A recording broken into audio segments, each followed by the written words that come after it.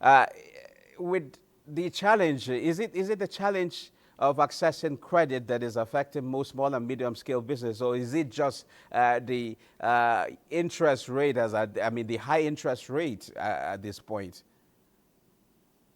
Well, it's basically and largely the challenge of creating avenue for economic growth, for prosperity by the small and medium scale enterprises in the country.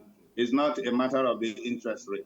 Interest rate does not come into affecting businesses without several factors. But the first thing first, and that is the government is bringing in a very conducive business operating environment through access to credit by the small and medium scale enterprises. Over the years, this economic the economic component of our larger economy has been largely neglected, and then banks do not want to lend money to them because they don't have collateral to support that loan. Now, that has to be fixed. That is a major problem which has to be fixed first and foremost before we go into the issue of interest rate on money that is borrowed. And if a larger percentage of banks are now happy to lend to the SMEs, you agree with me that industrialization roadmap becomes much clear. And then because of the high competitiveness in lending to a wider audience, which in this case is smaller and medium scale enterprises, then the issue of interest rate will obviously come down because there's competitiveness in the lending.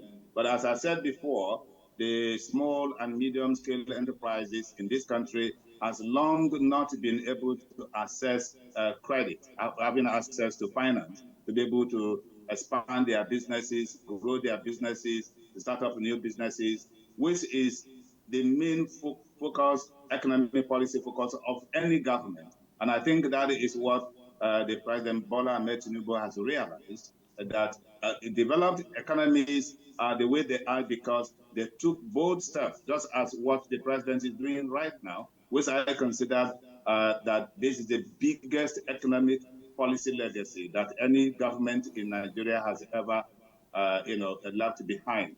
If this initiative is fully implemented, which I think, of course, with all the critical stakeholders coming into it, it will be implemented fully, and the Nigerian economy will become the bride of both the people, Nigerian themselves, as well Okay, as international Prof, community. Prof,